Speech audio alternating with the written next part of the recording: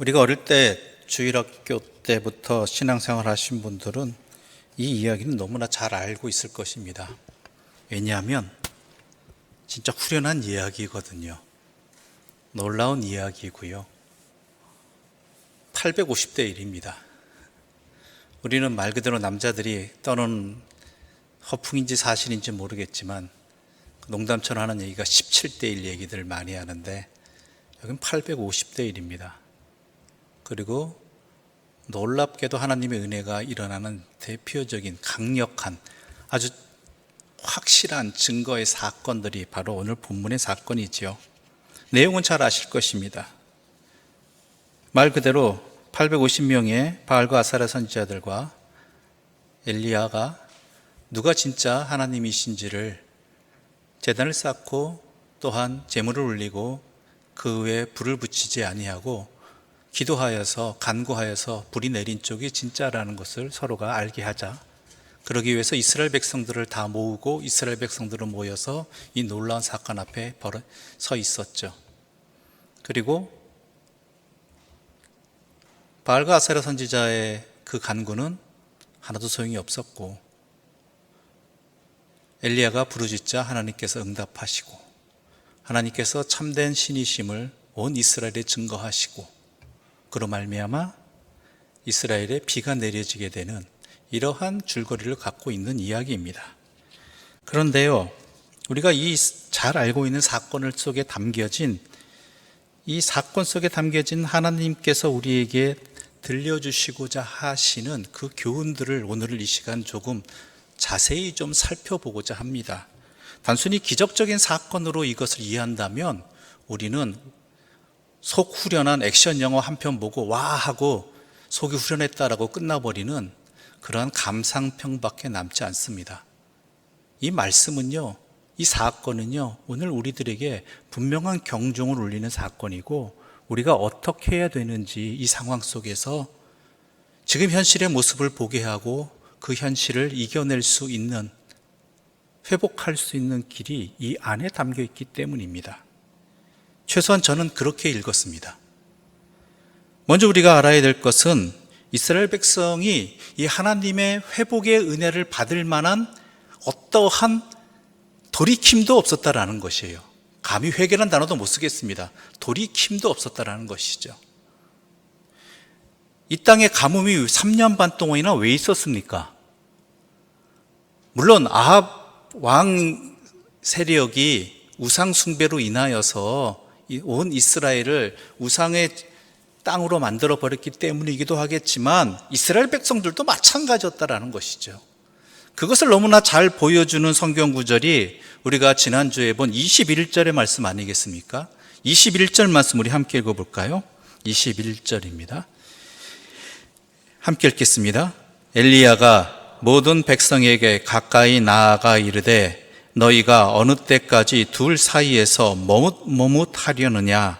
여호와가 만일 하나님이면 그를 따르고 바알이 만일 하나님이면 그를 따를지니라 하니 백성이 말 한마디도 대답하지 아니하는지라. 이스라엘 백성도 그랬다라는 것입니다. 바알이면 바알, 하나님이면 하나님 분명히 해라. 그 얘기는 뭐예요? 머뭇하고 있다는 단어 속에는 하나님도 섬기고 바알도 섬기고, 근데 실상은 바알을 섬기는 것이죠. 이러한 모습임에도 불구하고 하나님께서 하나님의 사람 엘리야를 아합 왕에게 보내시고 또한 이러한 갈멜산의 이 모든 것들을 하나님께서 은혜로 허락해 주셨다라는 거예요. 단 한 사람이라도 이 가뭄 가운데에서 이것이 우리의 죄악 때문입니다 라고 했으면은 그것을 보셔서 하나님께서 이 기회를 베푸셨다? 그거면 좋겠는데, 물론 그럴 수도 있겠죠. 오늘 본문 속에 그런 내용은 하나도 없습니다. 지난주에도 보았지만. 그 극심한 가뭄 속에서도 이스라엘은 깨닫지 못하고 있는 거예요. 알지 못하고 있는 거예요. 오늘날 우리의 모습도 그러지 않느냐 하는 것이 참 걱정스러운 근심입니다. 안 그러기를 바라는데 이 상황 속에서, 이 어려움 속에서, 거듭되어지는 이 재난 속에서 우리가 여전히 머뭇머뭇하고 있는 것은 아니냐라는 것이죠. 그럼에도 불구하고 하나님께서는 하나님의 전적인 은혜로 이들의 마음을, 이스라엘의 마음을 돌이키시기 위해서 하나님께서 이 사건을 베풀어 주셨다는 걸 우리는 알아야 된다는 것이죠. 하나님의 전적인 은혜입니다, 이거는. 우리 죄사함과 구원은 전적인 하나님의 은혜입니다. 우리가 이 자리에 나와서 항상 말씀드리는 거지만 예배 드릴 수 있다는 것, 하나님의 자녀라고 얘기할 수 있다는 것, 하나님을 아버지로 부를 수 있다는 것, 이 자체는 전적인 하나님의 은혜입니다. 내가 무슨 자격이 있어서? 절대 아니, 그건 진짜 교만입니다.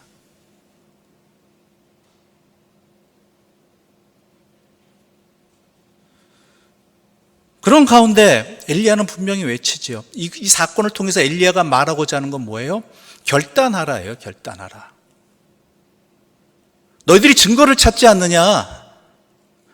이처럼 엄청난 사건과 증거를 보여줄 터이니 결단하라예요. 이렇게까지 해주시는 거예요.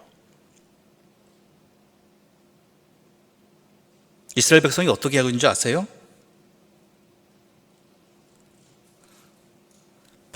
바알과 아세라 선지자들이 열심히 이른 아침부터 정오가 지나서 오후까지 그토록 울부짖고 있는 모습을 가만히 지켜보고 있던 사람들입니다. 학자들 예측에 의하면, 연구에 의하면 이게 장장 9시간 정도 된대요. 9시간 바알과 아세라 선지자들이 그 난리를 치고 있는 모습을 보고 아무 응답도 없는데요, 이스라엘 백성들은요 가만히 있어요.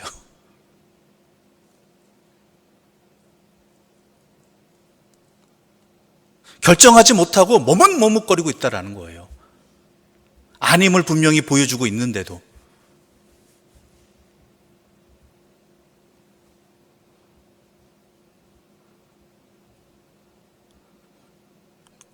그래서 엘리야가 말하잖아요. 다 끝나고 난 다음에 와라. 그 다음에 뭐라고 이야기해요? 결단하라예요. 결단하라.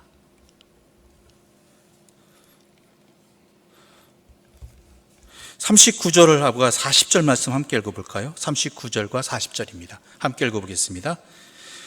모든 백성이 보고 엎드려 말하되 여호와 그는 하나님이시로다. 여호와 그는 하나님이시로다 하니 엘리야가 그들에게 이르되 바알의 선지자를 잡되 그들 중 하나도 도망하지 못하게 하라 하매 곧 잡은지라.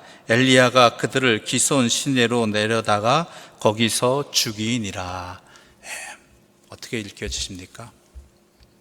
이스라엘 백성들이 깨닫게 되잖아요. 여호와 그는 하나님이시다. 여호와 그는 하나님이시다. 그러니까 엘리야가 뭐라고 얘기하죠? 너희들이 그렇게 깨달았다면 결단하라, 행동하라. 뭐로 나타나요? 바알 선지자를 한 명도 남김없이 잡으라. 깨닫는 것으로 멈추는 게 아니라 그 깨달은 바를, 그 믿음을 행동으로 옮기라는 것입니다.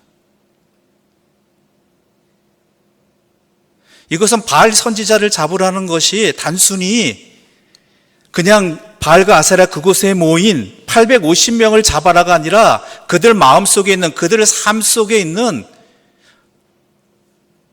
바알에 대한 그러한 하나님 아닌 바알을 잡고 있는, 하나님 아닌 다른 것들을 잡고 있는 그 모든 것들을 하나도 남김없이 스스로 제하라라는 것이죠.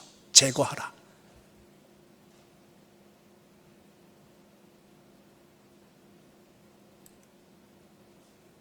이게 하나님을 깨달은 자의 모습입니다.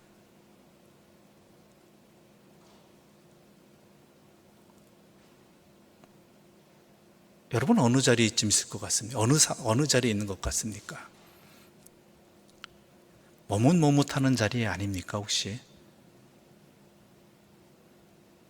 여호와가 하나님이신 것을 깨달았다면 너희의 하나님 아닌 다른 것이 주인된 모든 것들을 하나도 남김없이 제하라라는 이 명령 앞에 여러분이 기꺼이 응답할 수 있겠느냐라는 것이죠. 그러고 난 다음에 어떤 일이 벌어지죠? 비가 내리는 거예요. 비가.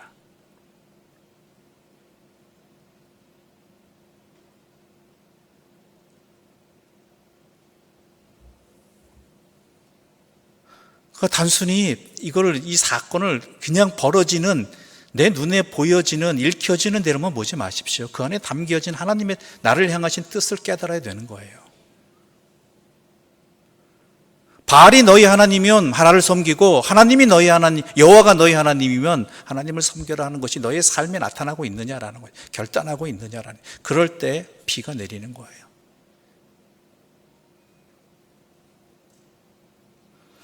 그러기 위해서 이 결단의 자리에 이기까지 우리가 놓치지 말아야 될 것은 그 과정이 있다라는 거예요.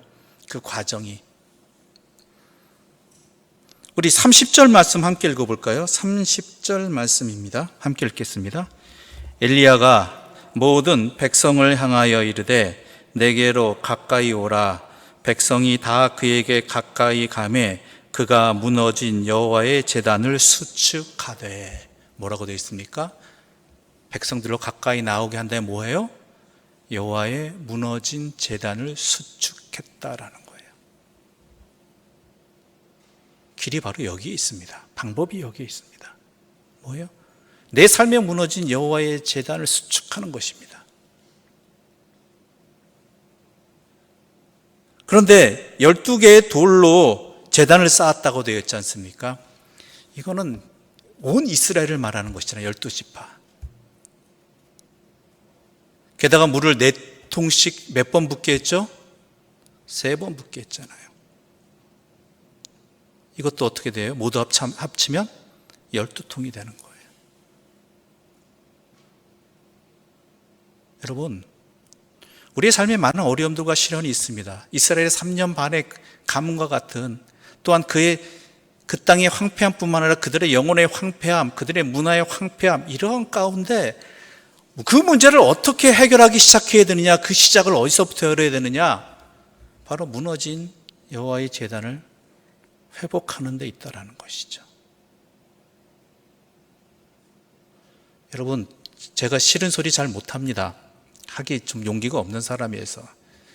그런데요, 여러분, 이번 기회를 통해서 분명히 말씀드릴게요. 내 형편이 어려워지고 나빠질 때 있습니다. 다른 사람 알면 창피한 일도 벌어질 때도 있습니다. 그것이 가정 형편일 수도 있고 경제적인 상황일 수도 있고 또 여러 가지 관계 속의 문제가 될 수도 있겠죠. 그럴 때 많이들 하는 얘기가 뭔지 아세요? 이 문제가, 이 상황이 해결될 때까지 잠시 교회를 나오지 않겠습니다. 물론 교회를 나오지 않는다는 것 이유 압니다. 그런데요, 그것이 내 예배를, 하나님 앞에 드린 예배를 멈추겠다라는 이야기라면 그건 도리어 더 멸망의 길로 가는 것입니다. 해결하고자 하는 것이 아니에요. 이 문제를 해결하는 그 시작을 엘리야는 뭐라고 얘기해요? 모두 모여라, 가까이 와라. 그리고 여호와의 제단을 함께 수축하고 12개의 돌을 쌓고 12통의 물을 부어서 하나님께 예배드리는 자의 모습을, 예배드리는 그 자리를 회복시켜 버리잖아요. 그것부터 시작해야 되는데, 그것이 시작인데 그것부터 버려버리고 있으면은 뭘 어떻게 하자는 겁니까?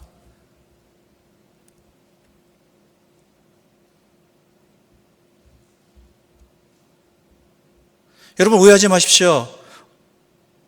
현장 예배, 또 온라인 예배, 이거 따지자는 얘기 아닙니다. 예배의 자리를 내가 오프라인이든 온라인이든 어떤 상황에도 어쩔 수 없는 상황이라면 그 오프라인 예배라도 저도 정확히 제대로 드리고자 하는 그러한 마음가짐으로 그 자리에 서 있느냐라는 거예요. 내 삶의 자리에. 이스라엘 백성들은요, 예루살렘 성전이 다 파괴되고 자신이 바벨론 포로로 끌려갔을 때에 어떻게 했어요? 회당이라도 졌잖아요. 그들은 회당이라도, 그 포로된 삶의 자리에서도. 왜요? 그게 회복의 중요한 시작임을 중요한 핵심임을 알았기 때문에.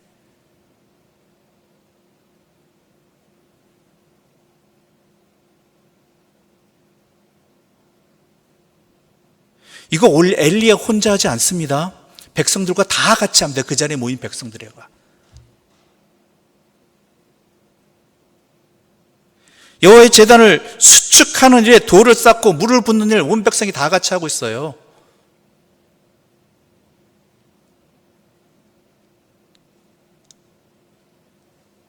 바로 그것을 우리가 분명히 알아야 되는 것이죠.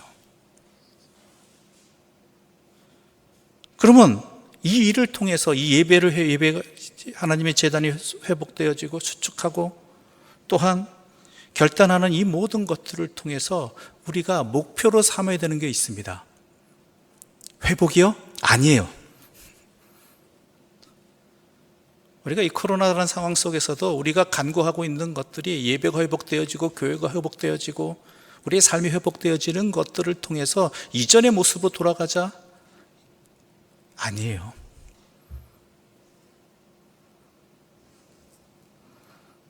우리 성경 말씀 36절과 37절 말씀 함께 읽어보겠습니다. 36절과 37절입니다. 함께 읽어보겠습니다.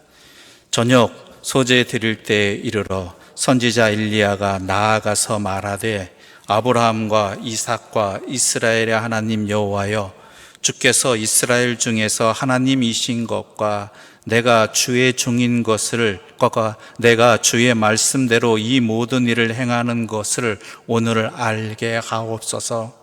여호와여, 내게 응답하옵소서. 내게 응답하옵소서. 이 백성에게 주 여호와는 하나님이신 것과 주는 그들의 마음을 되돌이키심을 알게 하옵소서. 아멘.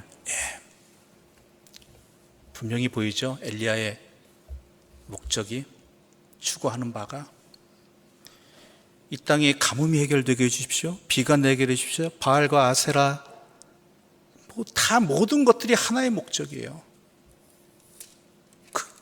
가뭄 해결이 목적이 아니에요. 그건 하나님께서 나중에 주시는 응답이에요. 이 땅의 회복을 약속해 주시는.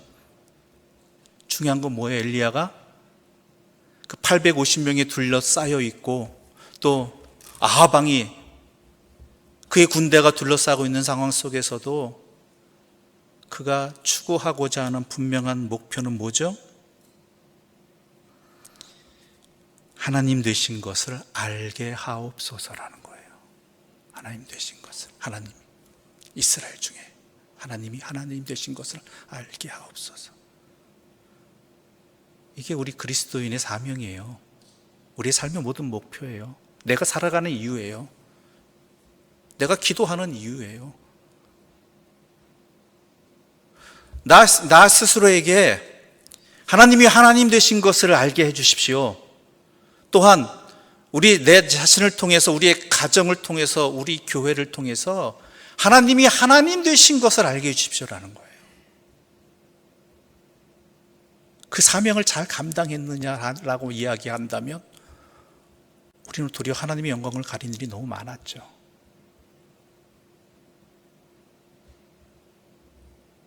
세상의 소리를 들어봐도 그렇잖아요.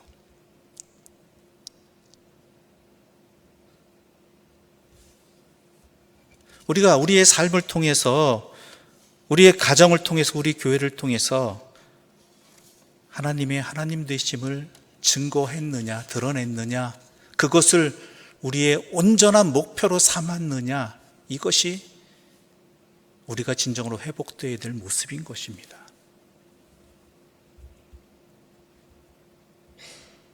아무리 내가 잘 되면 뭐해요? 우리의 가정이 아무리 풍요로워지면 뭐해요? 내 자녀가 잘 되면 뭐해요? 교회가 아무리 커지면 뭐해요? 하나님과 상관없는 사람, 하나님과 상관없는 자녀, 하나님과 상관없는 가정, 하나님과 상관없는 교회가 되어버린다면, 하나님을 증거하는 것이 아니라 자기도 못 가면서 남도 못 가게 만드는 회칠한 무덤과 같은 존재가 되어버렸다면, 이거는 정말 하나님 앞에 엎드려서 진정으로 회개해야 될 내용인 것입니다. 우리가 회복되어야 될 모습이 바로 이것입니다. 분명히 삼아야 돼. 이것 하나만 목표로 삼아야 되잖아. 엘리야도 그렇잖아요. 하나님의 하나님 되심을 이 사건을 통해서, 자기를 통해서 증거되게 하여 주시옵소서.